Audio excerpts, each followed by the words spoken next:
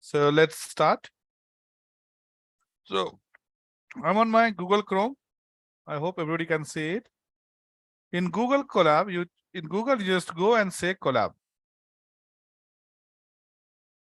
Okay. And when you hit Colab, it'll open Google Colab. Okay. This is the actual link, collab.research.google.com. Okay. Just go there. When you open for the first time, it might ask you to enter your login ID. So Colab is software by Google. So your Google email ID password will work. So use your Google email ID and password to connect. And once you connect, you'll get option here called new notebook. Click on new notebook. When you click on new notebook, it creates a notebook. Okay. And this gets automatically saved in your Google Drive. So you don't even have to save this file. Okay. It's totally online, where you don't have to install any software. You don't even have to save the program. Program will be saved online in your Google Drive. So it will open a file called untitled something, and title 01. Okay. And you just go and rename it to whatever you want. So I'm going to rename it to P16. Okay. Okay. So this is what we, this is the file name. This is where we give the file name, and it will open a box here. This is where we write our code, our programs. So today I'm going to use Google Colab to do our program. I'll show you how you can use Google Colab without installing any software. Okay. Okay. So let's first test if it is working fine or not. So we are typing print. Okay. All small, right? And in text we say print hello, and let's run it. First time when you run, it does take some time. Okay. So let it run. But second time onwards, it's going to be fast. Okay. Okay. So it printed hello for us. Okay. So that means it's working fine and we can do our program here. All right. So let's get started. Okay. So let's say I want to add two numbers, right? If I want to add two numbers, we did that yesterday. You could simply say 99 plus, let's say, 87. Let's say these are two numbers I want to add. You can run it and it'll give you total 186. Okay, I can give a message also, right? Like sum of given two numbers equal to 99 plus 87, you should get 186, right? The sum of given two numbers equal to 186. Okay. The first concept that we generally study in programming, okay, any programming, is your concept of variable and concept of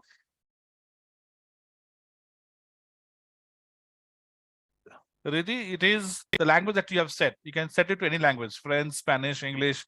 You're talking about notebook, right? You can set it to any language. Okay, it will read it, the language that you have set. So it can take any Indian language or foreign language. Okay. Okay. So I was talking about the concept of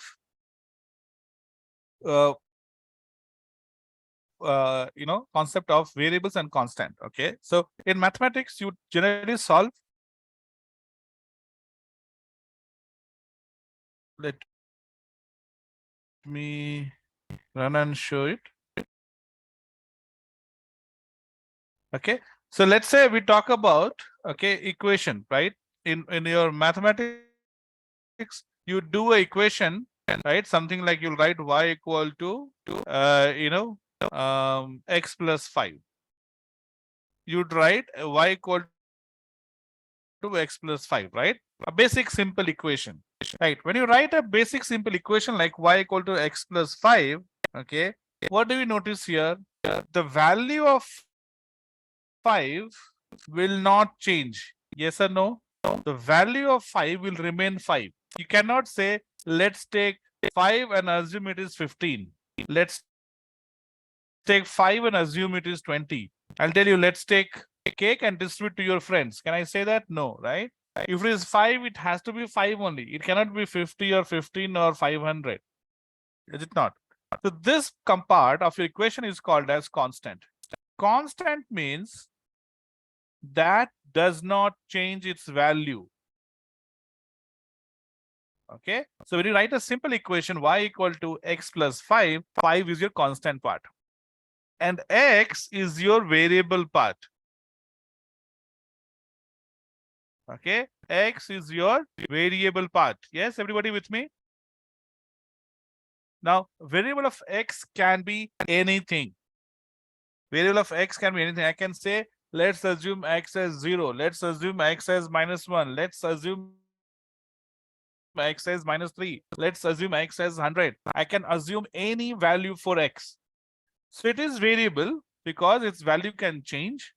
And also it's called as independent because its value is not independent on anything else. It is independent. It is not dependent on any other value. I can simply say x equal to 10 and it is x equal to 10. So this is your independent variable.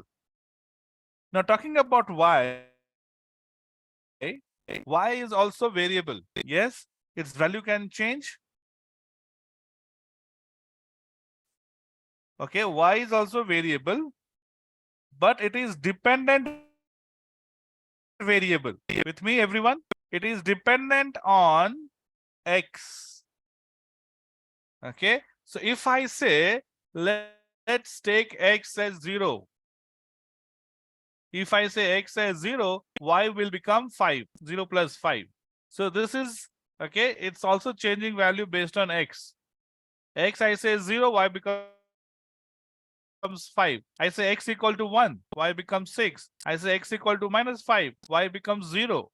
So values are getting changed here, and here also it's changed. That's why we say variable. But x is truly independent. It does not depend on any other value, but y does depend on x.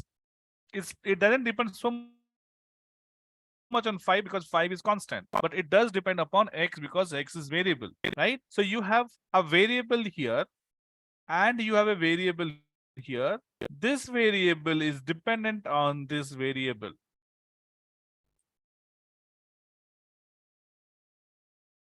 Okay, right.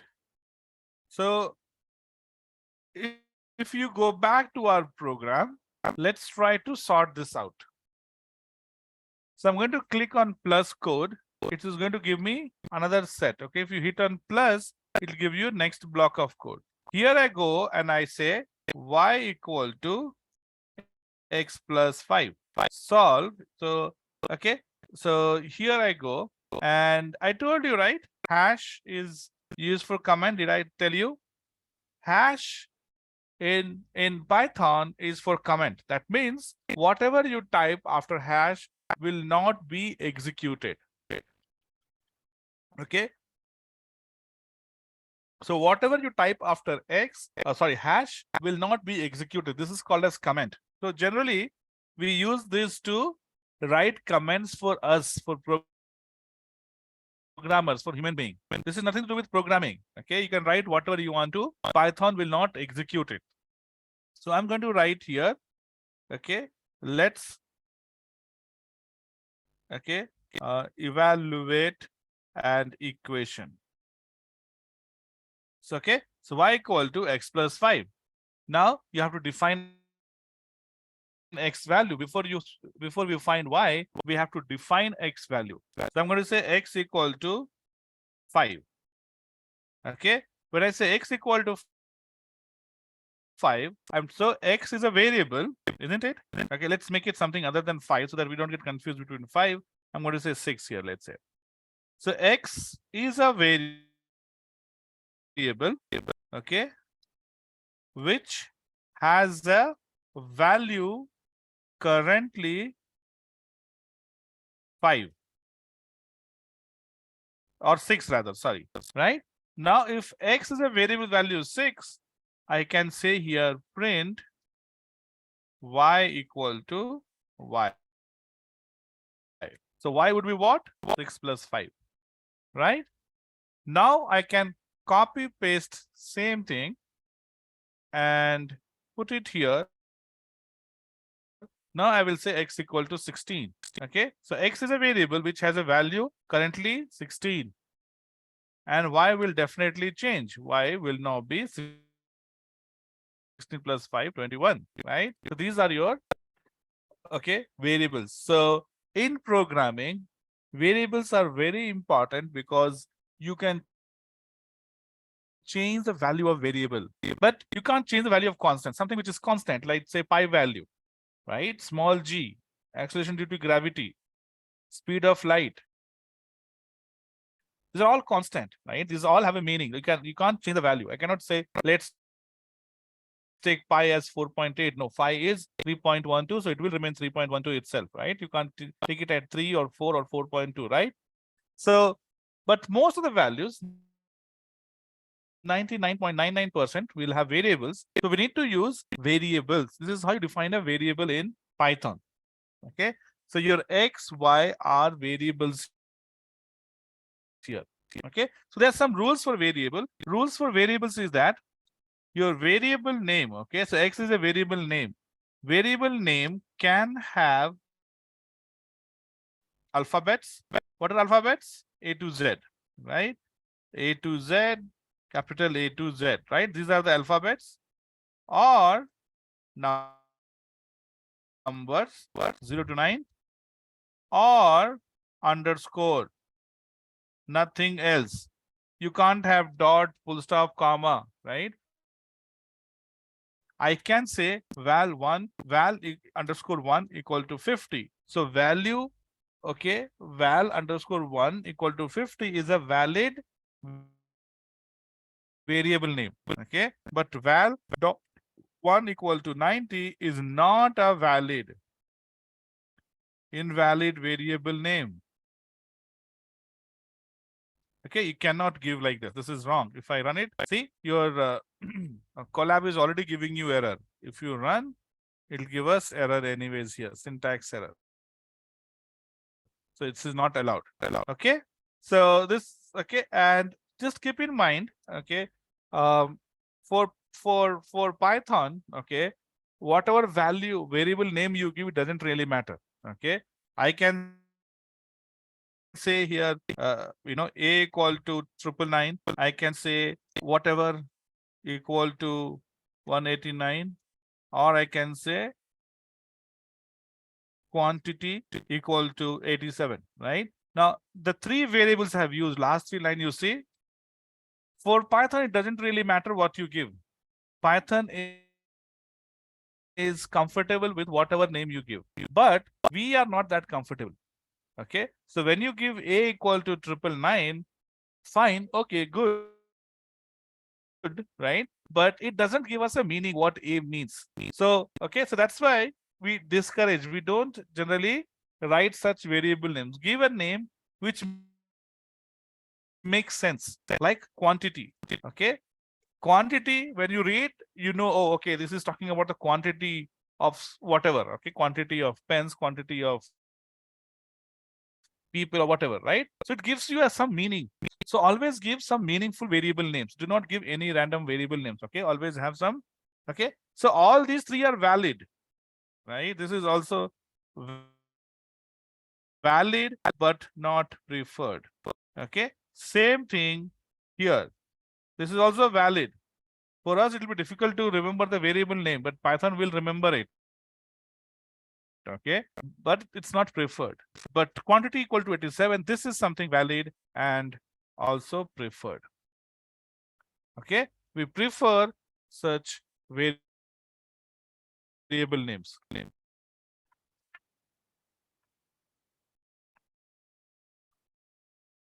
Okay, so these are our variables. Now, it also depends upon the values that variables have. But let's see one example before we move ahead. Okay, I can see some messages in the chat. So I don't know what you guys saying, Teja. Okay, Teja, this collab is for me. Okay, so you don't have to worry about, you focus on the program, what we are doing. Okay, so whatever I'm comfortable with, I'll use that, right? What you are comfortable with, you can choose to use that. Okay, if you don't understand anything, you let me know. Is it clear? Sai Teja Bukka. Okay. Now, Samir, okay, maybe you're talking about something to the team. Okay, and the team will take care of it. Okay. So Vishal Bagal says, please make big font. Okay. Um,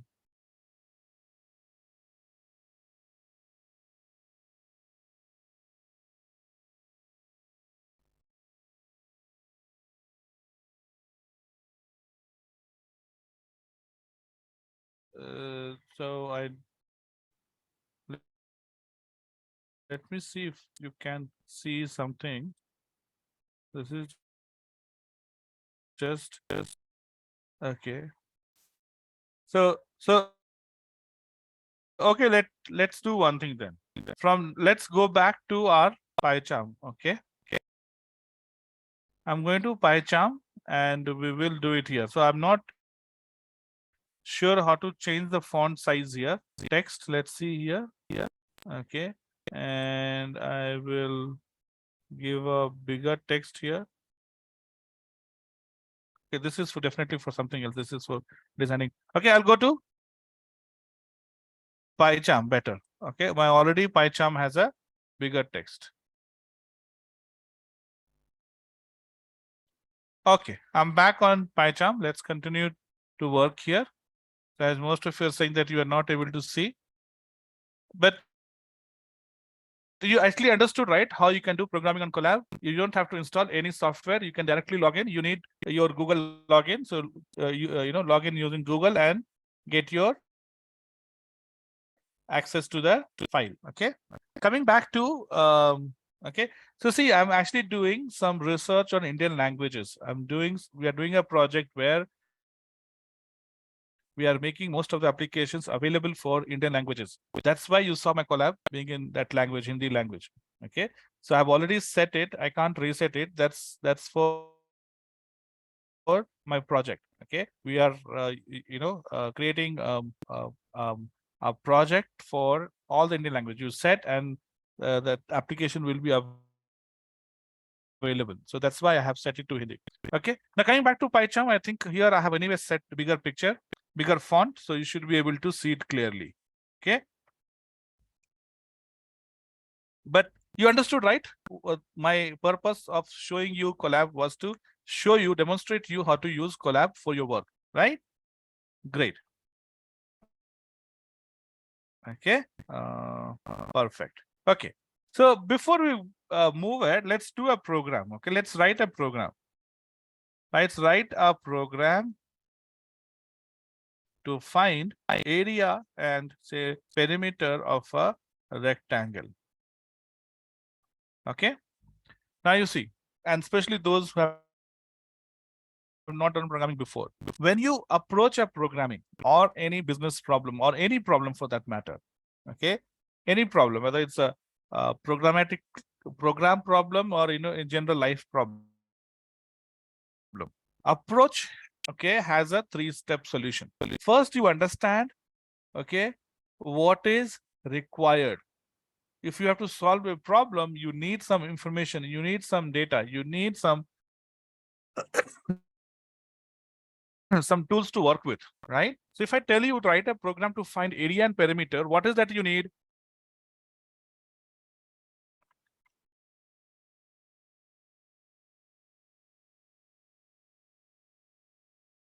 What is that you need? Guys, please stay with me, okay? I'm here for everybody. I'm not here for one question. If your questions, okay, will be answered when we talk about specific topic. People are asking about advanced topics, which we'll do later, okay? This is a class. This is not a doubt session, okay? This is a class and I have to keep everybody's interest in mind. Okay. So to solve this problem, which is calculating area and perimeter, you need okay length and breadth. isn't it? So that's your input. Okay. So first you check for step one is to check for input. Okay. So input in this case is length. Let's say length we give 17.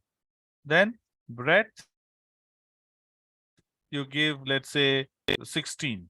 So breadth is 16, length is 17. These are your input numbers input. So we need two variables, length and breadth. Okay, now second step is process, or also called as your formula. What formula should I adopt? Okay, so formula here is area equal to length into breadth, and you have perimeter equal to 2 times, right? You need to know the formula, right? Otherwise, if you don't know the formula, you can't work. So you have to study, okay, from whatever, right? From internet, from Google, from your maths book. You have to go get that formula and put it in the equation here. So perimeter equal to 2 times length plus breadth. That's your formula. So this is called process. So you are taking the input and you are processing the input. Okay, you are processing the input. That's why it's called process. Now you're done with process. The third step is output. I asked you a question, so you have to give me the answer, isn't it? Okay. So if somebody asks you a question, you take the input, like what is the capital of Mumbai, let's say. Capital of Maharashtra, right? Not capital of Mumbai, but capital of Maharashtra. What's capital of Maharashtra? So that's the input. Maharashtra as a state, okay, is the input to your brain. Your brain will process Mumbai. That is getting the answer. Now you have to speak out, right? You have to tell me capital of Maharashtra is Mumbai. That's the output. So here you have to tell me that print, okay, area of the rectangle is comma area, and perimeter is perimeter. Okay. Now when you run this, okay, it's running different program. P6. We are at P5. We have to select P5 from here. P5, and now you run P5. Says area of the rectangle is 272 and perimeter is 66. This is the output. This is what you present back to your question. Okay.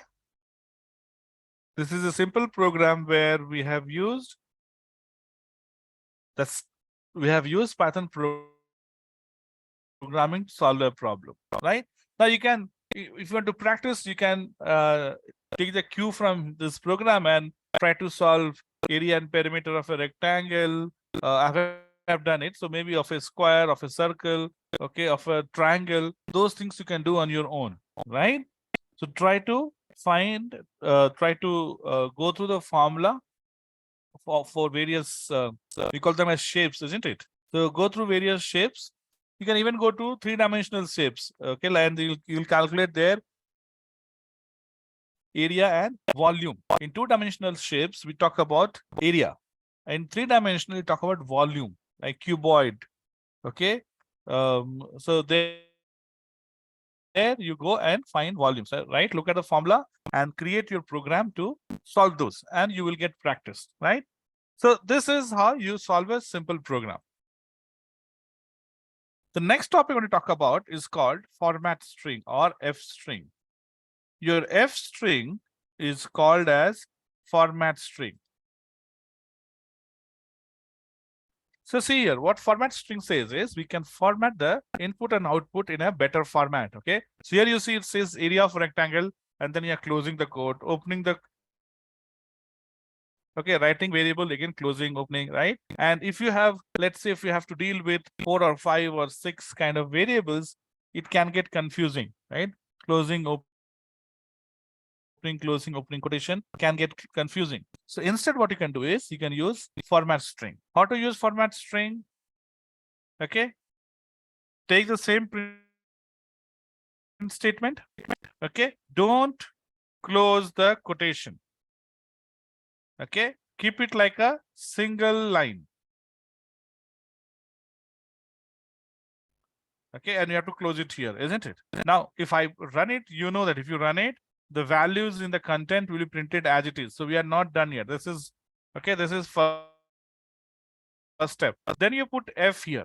Putting F just before quotation, after bracket and before quotation indicate that you are trying to format the output. You're trying to format the output. Okay, so you're putting F there. Okay, so area of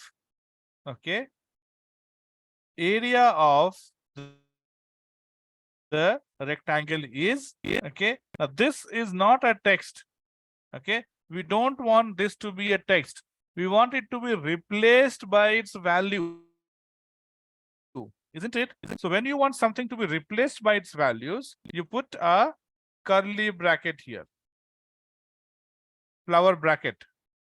So the variable name that you want to be replaced by its value, you need to put it in curly bracket. Makes sense? So area will be in curly bracket. Similarly, okay, when you want parameter, okay, parameter is this parameter to be replaced with values. So we put curly bracket here, right? And now you run it. See, exact same answer you get. Now it's up to you. You use line number 12 or 14. But personally, okay, if it is just one single variable, I prefer to use the way line number 12 is. But whenever you have to deal with more than 2-3 variables, I prefer to use 14. Okay, so you can choose the way you want to do your programming, but these two options are there. So format string not only has this advantage of okay not being required to close your quotation, right? You can also use it to format the output. Okay, so it has more power, it has more usage. So let's say here I'll say length equal to 17.65 and breadth equal to 16.89. Okay, you have length and breadth in decimal format. Possible? Yes, it is possible. Now you see, you get rectangle in 4 digit, and I don't want 4 digit. I want area to be at max 2 decimal point, not 4 decimal point. Okay, so using format, you can even format the decimal values. So what do you say? You say area colon, okay, area colon dot 2f. Okay, so we put colon to indicate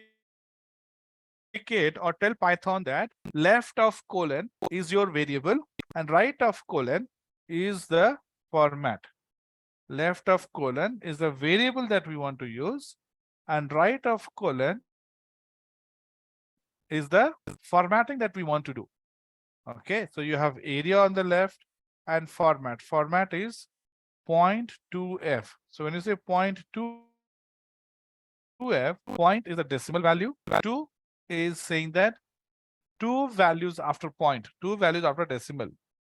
And output convert it into float. So even if it is integer, will get converted into float. Float means you're talking about decimal values. And that's the next topic we'll talk about. Okay. So now you see here, I'm restricting the output only to 2 decimal places. So you see, second answer where I have restricted, it says 298.11. It got rounded off to 0.11. Is it clear, guys? Have you seen this? Is it easy? Do you understand? Just confirm me, then we can move to the next topic. Yep. Thank you. Thank you. Ashish, Abhishek, Ankita. All is okay.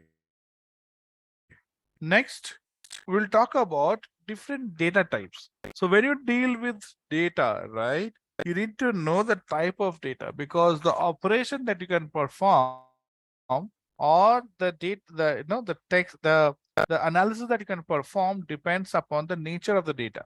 I cannot multiply two names, right? Okay. So you need to know what data are and then what operation you perform on them. Okay. So to do that, we need to know different data types that are available. So obviously now we're going to talk about the basic data type, and maybe after a few classes we'll talk about complex data type where one variable can store more than one value. But right now our focus is on storing only one variable with only one value.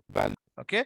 We'll talk about storing one value to one variable. And when we talk about complex, that means you can store multiple values to a variable, right? As I said, let's first talk about,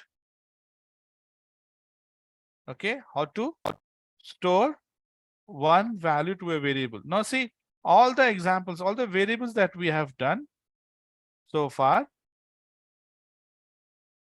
okay, all the variables that we have used. How many variables we have used so far? Okay, we have used length, we have used breadth, right? So these are all storing only one value at a time. Even when your calculation, okay, like area and perimeter, we have one variable at a time. Yes, you can make sure that one variable, has more than one value. Okay, so it is possible. Okay, it is possible, but we'll see it later. Maybe after 3-4 classes, we'll see. Uh, so let's say here, okay, I say var1 equal to 50. Now I say var2 equal to 50.0. Do you see any difference between var1 and var2? Is there any difference between var1 and var2? There is a difference, isn't it? var2 has a decimal value. Yes. So var2 has a decimal value. Okay. var1 does not have a decimal value. Okay. So when in Python, these are both are numbers. Okay. We call them as numeric values. Now, numeric values can be your integer, okay, or your float, right? So this we call it as integer, and we represent as int. This is called as float, and we represent as float only. We have one more type of value, numeric value. Okay, so I'm going to say here numeric values in Python. We have integer, float, and then third one is called as complex, 5J, let's say. It's called complex. Okay, what is complex numbers? Again, if you remember your maths class, you will remember it well. The square root of -1, square root of -1 is called as complex numbers.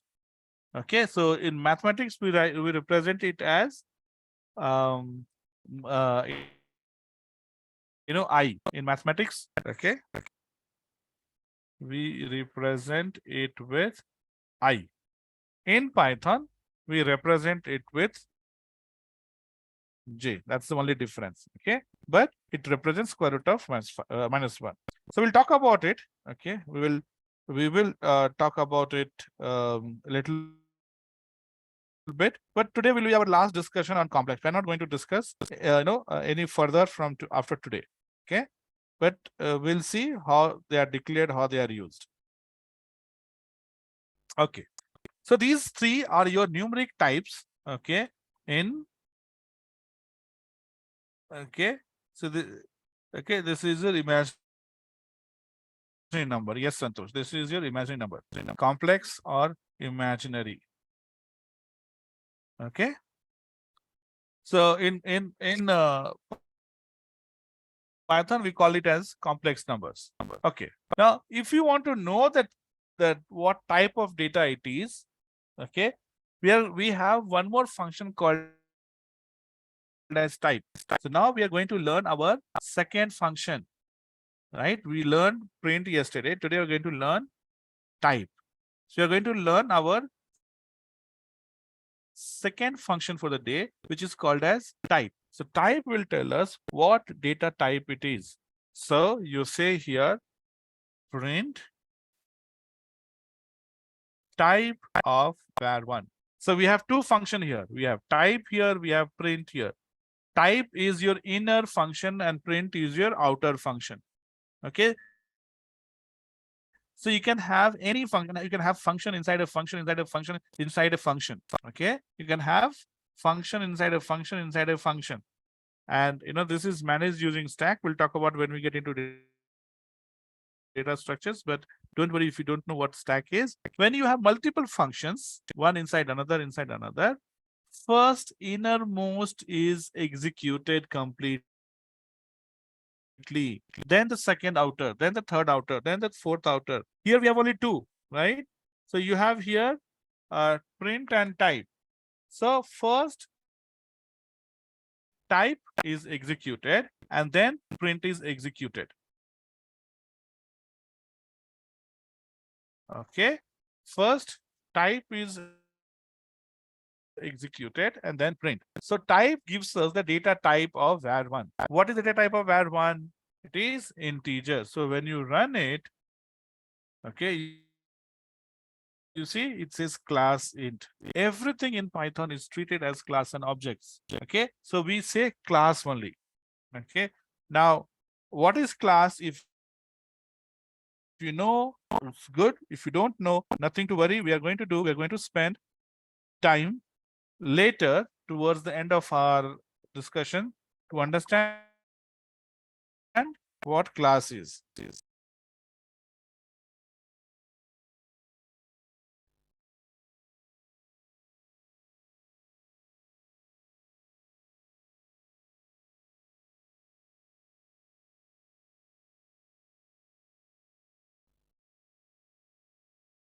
Make sense? So for that, here you can actually see that it is treated as class, right? So everything in Python is treated as class. Okay, and we'll talk about it, the object-oriented programming, towards our last day of our class. Okay. So as I said, if you do not know, don't worry, we will discuss it. But for now, just understand that it is integer, forget the class part. Okay, what class part is, I will let you know when we get into programming of object-oriented programming. Okay, fine. So let's quickly see the type of second variable also. So here we are saying var2, and here you are saying var3. Okay, so you see they are integer, float, and complex, right? So these are your data types. Okay, now we have fourth data type, which is to handle text data. Okay, so when I say var1 equal, or var4 rather, equal to hello, how are you, right? I'm dealing with a text. Okay, and it is called as string or str in Python. So type var4. Okay, this will give you str. It's called string represented as str. It doesn't matter whether you give one character or 100 characters. Okay, it is still string. One character is also string. 100 characters are also string. Okay.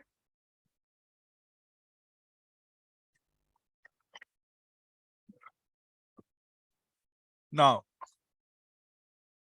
the fifth is your Boolean values. Okay. So sometimes you need to deal with true or false, yes or no. Okay. And okay. And Boolean is very much used in programming. Okay. So when we do the advanced concepts of conditional statements and loops, you'll realize that how important the Boolean plays a role. Okay. But again, I just said we are going step by step. So don't worry if you have not done programming, we'll learn it step by step. Okay. So if you don't understand, don't worry. Okay. I'm telling you don't worry because okay, when we are done, you'll understand everything. Okay. So Boolean, okay, is to represent true or false. So it can take only two values. It can take only two values, which are true and false. So if you have to print true and false here, okay, let's say I say print type of var5. Is it var5? No, we have not declared the value, right? Okay. So see, generally what we said, the text should be represented as quotation. If you see here, the strings are represented as quotation. So this is not a string. Boolean is not a string. Okay. Boolean is not a string only when you put exactly same format, which is T capital and rest small. Okay. T capital and rest small is your one second.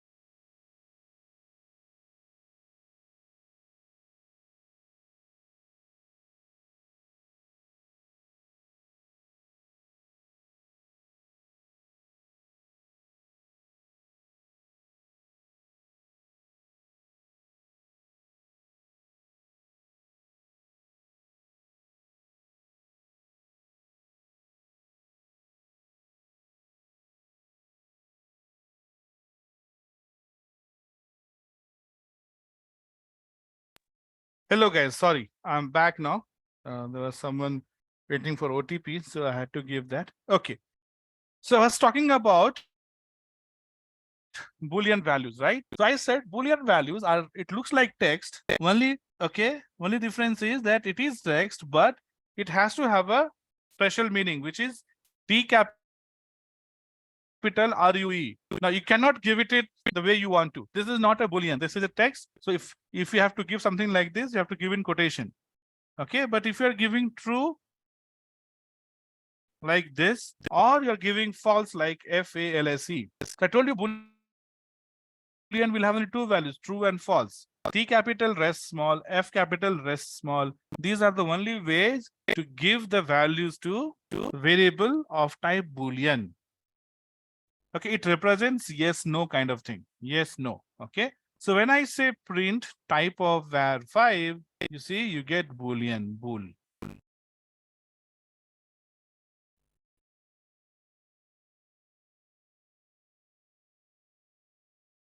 Okay.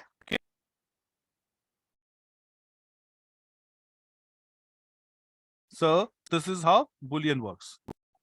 Okay. Um, so these are the 5 basic data types, right?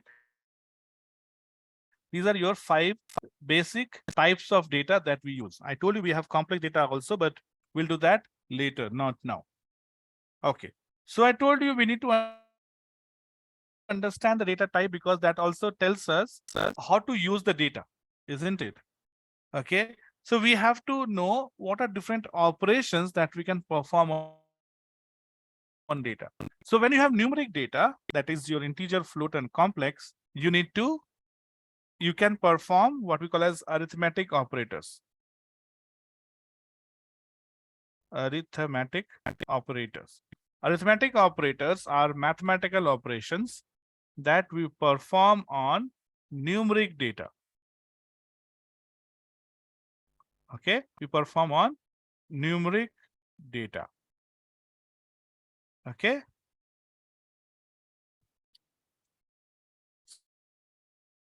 So let's say I define a variable, or I'll say value 1, or I'll say number 1. Okay, num1 equal to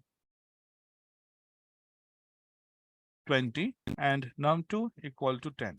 There are some basic operations that you might know. Num1, when I say plus num2, what do you get?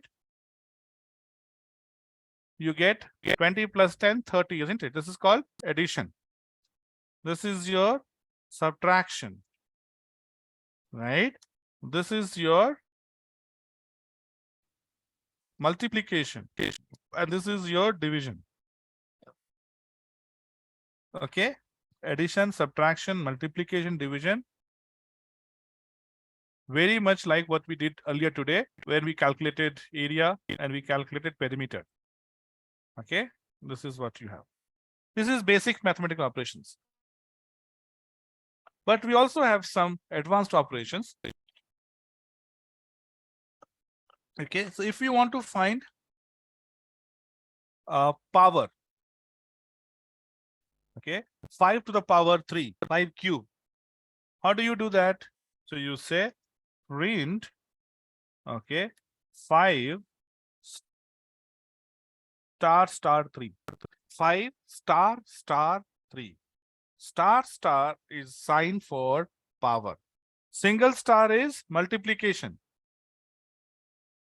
Single star is multiplication. So if I say single star 5 star 3, it becomes 15.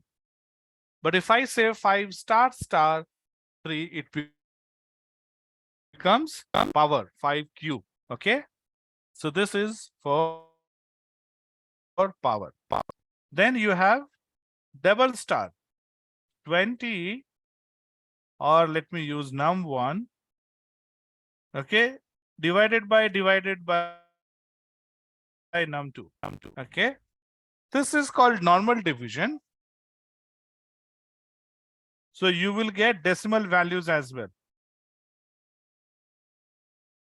This is called integer division. Okay. This is not going to give us decimal values. Okay. You will not get decimal values here. You will get only integer value as output.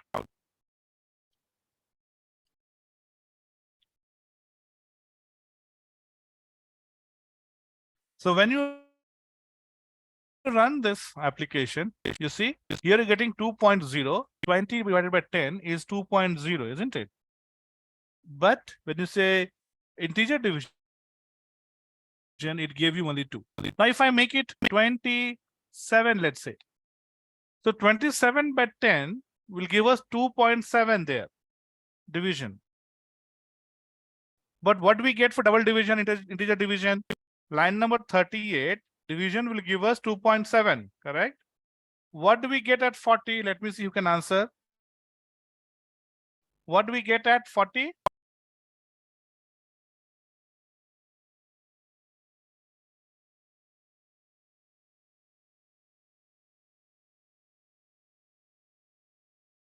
Nobody wants to try?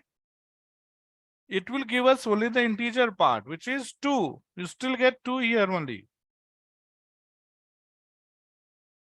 Okay, you get 2 here. You only get the integer part. Even if it is 2.9999999. Okay, so if I say 2999999, okay, and I will divide this by How many you have? You have 6, right? Right? So see, 29.999 is also 29 only. It will give us only the integer part, not the decimal part. It will trim, it will not round off. It will trim, it will remove the decimal part. Okay, is it clear, guys? So it removes the decimal part. Okay, awesome.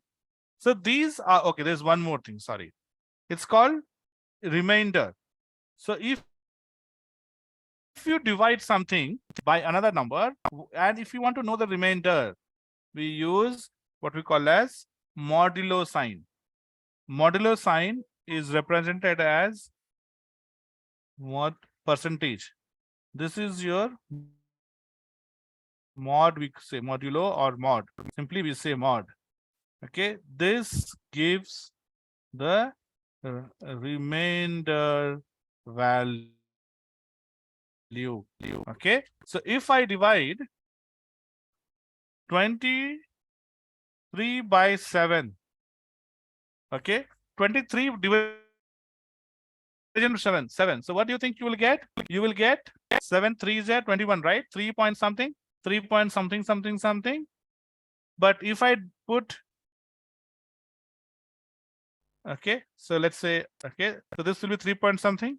Now when I put double division, you will get only 3. So 7 3s are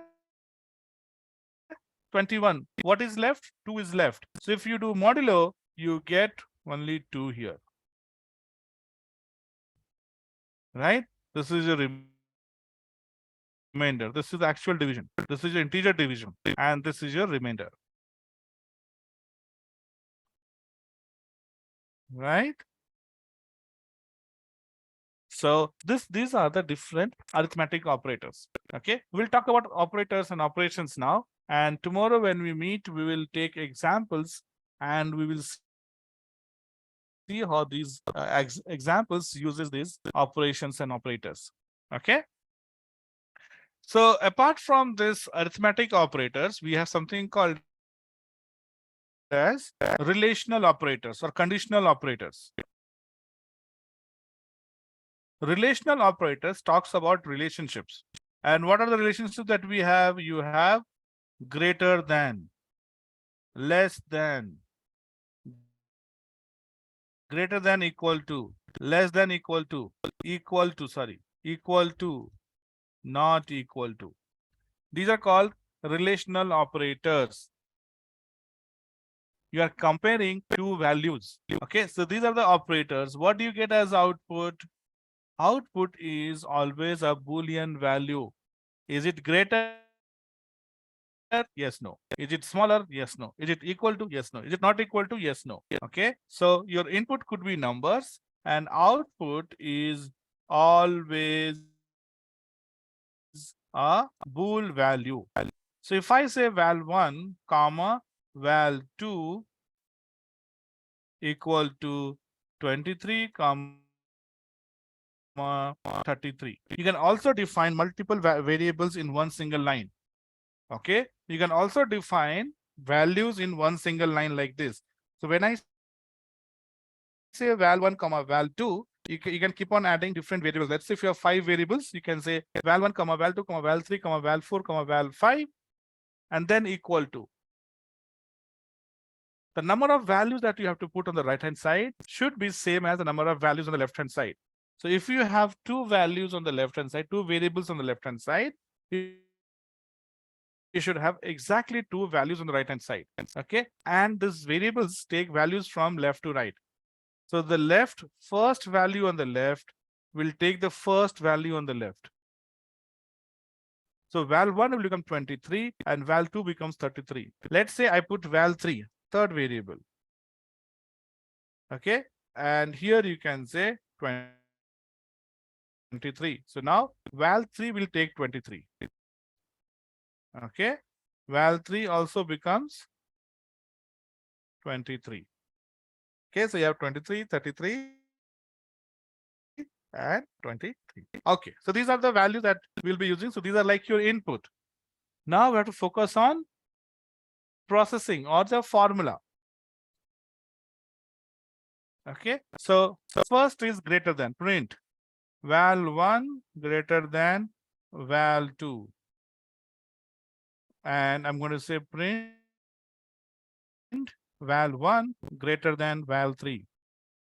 Tell me, is value 1 greater than val2?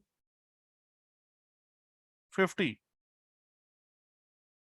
Is value 1 greater than val2? Is 23 greater than 33? Answer is no. Okay, 23 is not greater than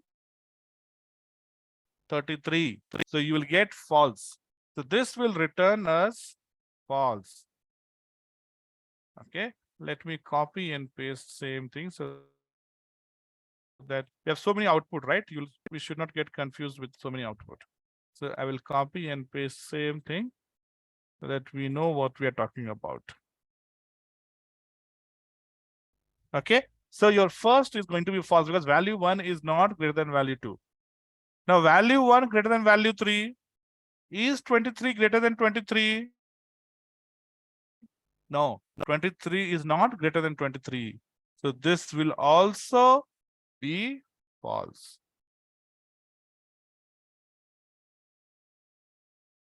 Okay, both are false. Value 1 is not greater than value 2, 33. 23 is not greater than 33. 23 is also not greater than 23. They're equal, they're not greater.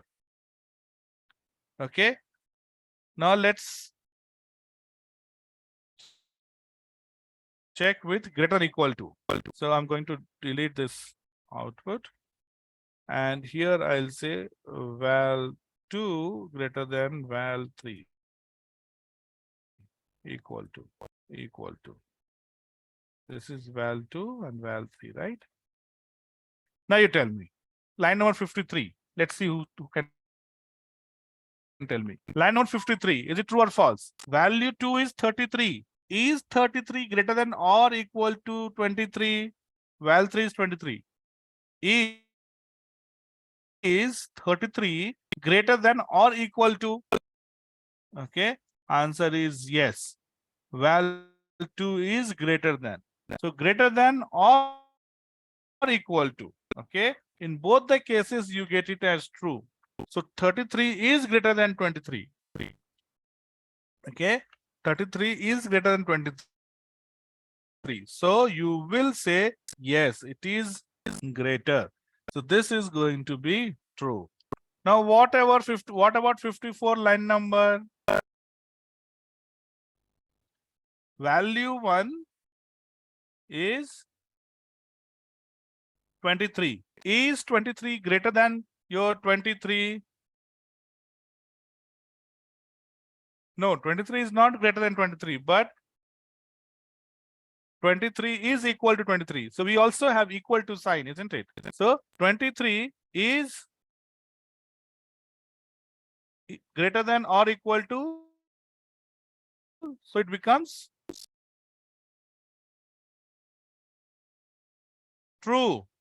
Okay, because we are looking, so it is not greater, but they are equal. So equal to holds true. So this is also going to be true. Okay. Similarly, okay, let's run this and see the output. Okay, false, true. Oh, this is false. Why? Here I should say equal to, right? I missed the equal to sign, right? They are equal. That's why it will be true. Okay, so now let's talk about less than.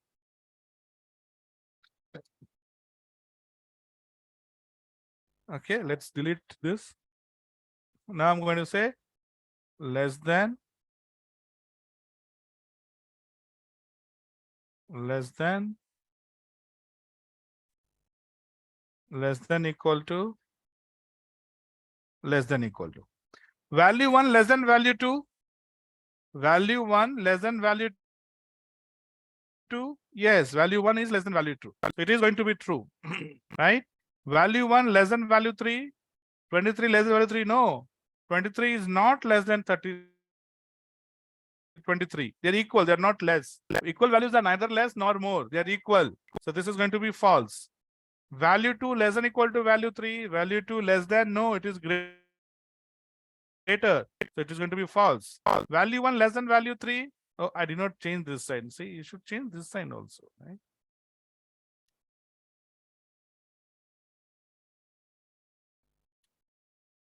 Okay, so value 1 is 23 and 23. They are not less, but they are equal. So this is going to be true. So you have it as true, right? True, false, false, true. This is what your less than will give us. Okay. Now we'll do 4 more set and we'll end the day for today. I'm going to put this line here, separator. Okay, I'll call this again. And let me delete it. Okay, so here let me put not equal to. Not equal to. And here equal to. Equal to. Equal to. Equal to. Not equal to. Not equal to. Val 1 not equal to val 2. Is it true or false? False. 33 is not equal to 23, right? So it has to be true, correct? Value 1 not equal to value 3. No, they are equal, right? So it is false. Value 2 equal to value 3. No, they are not equal. 33 and 23 is not equal. So it is going to be false. False. Value 1 equal to value 3. Yes, they are equal. So it will be true. So after separator, true, false, false, true. These are called relational operators. You're talking about the relationship between different values. So when you talk about relationship, output is always going to be either true or false. Nothing else. It has to be true or false. Okay, guys, with that, we come to end of today's session. Tomorrow we'll talk about logical operator, how to perform logical operator for 10 minutes. And then we'll do some examples, some programs, and we'll talk about conditional. We'll see how if is used in Python. Okay, what is condition statements and how to use conditional statements if. Okay, so tomorrow again we'll meet at 4 o'clock and we'll see you tomorrow at the same time.